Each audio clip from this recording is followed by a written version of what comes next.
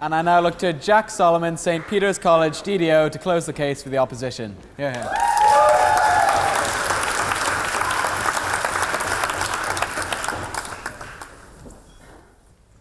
Donald Trump. President Donald Trump. Donald fucking Trump. I just wanted to remind Andrew who this debate was about. Look, Trump has set some truly outrageous precedents over the past 3 years. He's hit the 10,000 lies in office mark faster than any other president. He's the first guy to get McDonald's delivered to the White House. And by far, he's the most abjectly unattractive man to ever grace the Oval Office. But you know what? He's not the first guy to exploit executive powers or to offer a quid pro quo to a foreign country. And if we continue to be distracted by impeachment, he's probably not going to be the last either. So, to tell you this story, to explain this argument, I'm going to talk to you specifically about why the problems with US democracy extend far, far beyond Trump, and why the impeachment process that everyone else is talking about is precluding us from solving those real, actual problems that exist with American democracy. And to do that, I want to go back in time a little bit. I want to step back a few years to the Obama era. You know, back when Sarah Palin was the least qualified politician in the United States. Back when the writers of Saturday Night Live could just read a Sean Spicer press release, say it in a funny voice, and call it comedy. Back when literally parents would name their children Barack because their president was such a hero in their eyes, he was such a cool guy that everyone loved him. But if you get past those good memories for a second, if you look past that nostalgia, Obama's legacy is actually one plagued by executive overreach and constitutional abuse. And look, he obviously wasn't dumb enough to tweet about it. And yeah, he didn't do it to the tune of uncensored racism and like egregious misconduct in the way that the current president does. But sure as hell did Obama make the most of his time on top.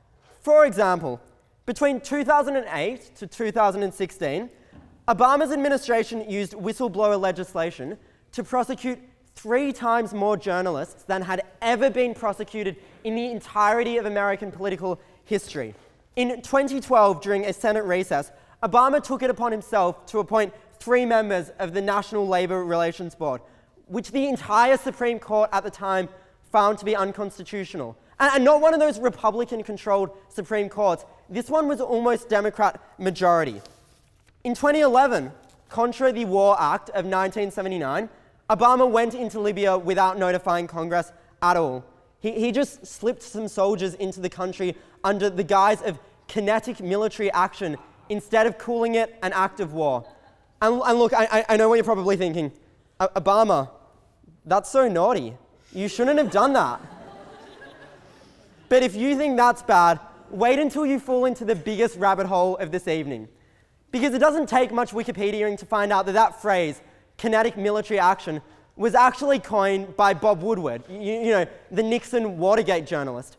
And the reason why Mr. Woodward coined that phrase was to describe the entrance into Iraq, the invasion of Iraq, that was initiated by Dick Cheney, you know, that rotund man who got annoyed at prisoners in Guantanamo when they weren't enjoying their waterboarding for the day enough.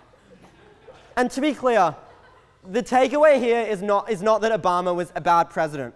Like, there's a lot to love about the Obama presidency. Like, fuck me, those were simpler times, right?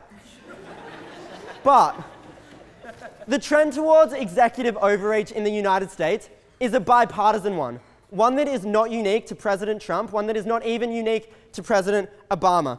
And honestly, I think we'll all be forgiven for not remembering that fact when everyone else is talking about the Ukraine and Ukrainian foreign policy. So that's Obama. But let's balance the political scales a bit. Let's talk about the Republicans. And to do that, I want to go back another 8 years to the presidency of George Bush, the second George Bush. The one who... No, Sean. The one who had barely taken his hand off the Bible after swearing allegiance to the US Constitution when he, 1, instituted a secret policy of mass surveillance and wiretaps on US citizens against US criminal law, 2, tortured suspects in US military prison without any regard for the anti-torture legislation that existed in the United States at the time. And 3, sent the world's most powerful army into Iraq and Afghanistan without at any point notifying the American Congress as he was required to do. But look, the trend of constitutional abuses doesn't even stop there. It extends beyond just presidents of the United States. Even the little guys in American politics do it, like Mitch McConnell. The guy affectionately known in Washington as the murder turtle because of his quasi-love affair with semi-automatic weapons. So which high-level crimes can we pin on this alleged tortoise? Let's start with when he set fire to the separation of judiciary and legislature and watched it burn. You know, when he blocked Obama from appointing a Supreme Court nominee by stalling the Senate until Donald Trump was in power. But like, look, that only left America with like an unfairly skewed court for 20 or 30 years. It could be worse. It could be Lindsey Graham, a man who defended Trump by saying, this is entirely true, the Trump administration policy on the Ukraine was not an impeachable offense because it was too incoherent to possibly constitute a real doctrine. A man who ticks literally all of the abuse of office boxes, blocking the Democrats' filibuster on the 2005 Supreme Court nominee. Graham did that before it was even fashionable, denying accused terrorists of their constitutional rights to have a lawyer represent them when they are charged with a crime. I mean, like, really, who hasn't done that in American politics? And the nail in the coffin, threatening another country with sanctions in order to get favorable trading policies out of them. Turkey can attest to that one, over and over again. So I guess the headline here is this. The administration doesn't corrupt the White House corrupts the administration. That executive offenses are not unique to Donald Trump. Trump is just another broken cog in a wildly broken machine. So how do we fix the machine? How do we sort out the problematic institutions that stand behind the individuals that everyone else in this debate wants to talk about? Now don't get too excited, but I've actually worked out an answer to this one. And given that this debate is almost over and it's been a long debate and the mood's a bit sober, what with, you know, all of the talk of abuses and crimes and Candace's speech. So I want to add...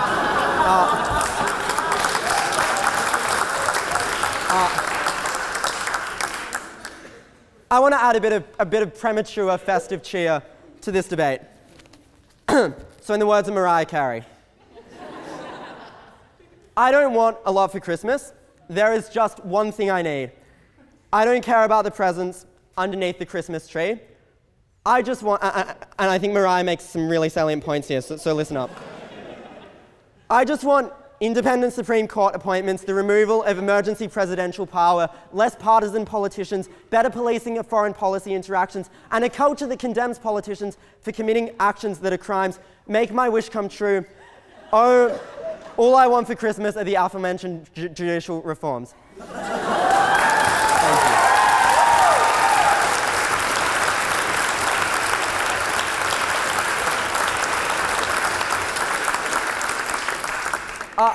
So Mariah can see the issue. I think that all of us can too, right? We've seen that presidents and politicians on both sides of the political spectrum, from Democrat to Republican, have abused their office. We've seen, actually, that the abuse of executive power, the overreach of executive power, is as quintessentially American as baseball, as obesity, as institutionalized police racism.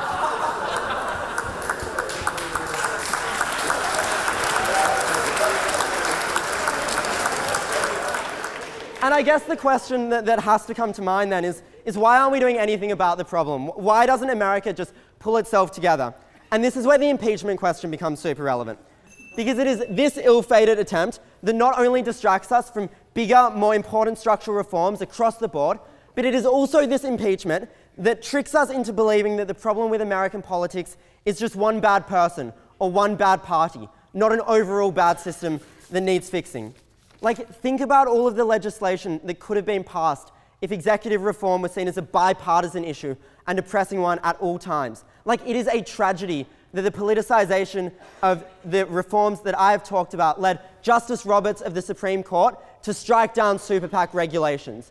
It is a tragedy that Justice Kennedy open the floodgates to union and to corporate funding of political campaigns. And the biggest tragedy of all, the Trump impeachment has pulled the wool over all of our eyes. It has convinced us that, hey, if we get rid of Trump, the problems will go away. There will be nothing left to fix. The state of the union will be secured forever. And that's just not the case, as we've seen. So to be honest, if all the guests on CNN just fight over legal technicalities, if all that the Democrats argue about at their town halls is whether Trump should or can be impeached, and if the pages of the New York Times are just splashed with transcripts of a Ukraine testimony that no one really even understands, there will not be change and there will not be reform to these institutions. So look, in an ideal world, we could deal with institutions and individuals at the same time. But that just isn't the world that we live in. So the choice that you will face when you leave tonight is this. Should we go after one bad guy if it inevitably means that we just end up with another one, and another one, and another one, and then you get the idea, like there's a whole lot more. So ladies and gentlemen, to very slightly butcher the words of your president, Brendan McGrath, I leave you with this. Don't waste your energy saying no to toxic people. Instead, say no to toxic politics. Thank you.